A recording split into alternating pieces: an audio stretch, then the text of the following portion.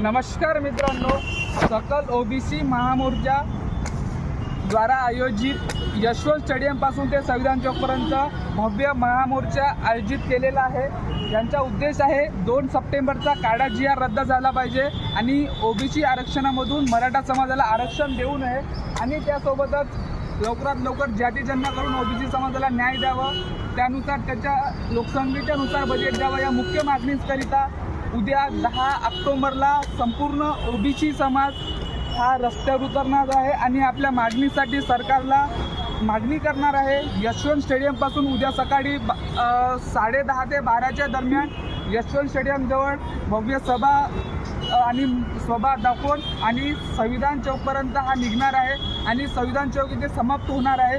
आणि त्यासोबतच या सकल ओबीसी महामोर्चाचे मुख्य संयोजक उमेश कोरेम सर आहेत आणि त्यासोबतच अनेक राजकीय सामाजिक क्षेत्रातील लोक आणि खेड्यापाड्यातील आणि शहरातील अनेक लोक उद्या कमीत कमी 5 लाखाच्या वर लोकसंख्या येण्याच्या अंदाजाचे येथील सकल ओबीसी समाजाने दर्शवलेला आहे।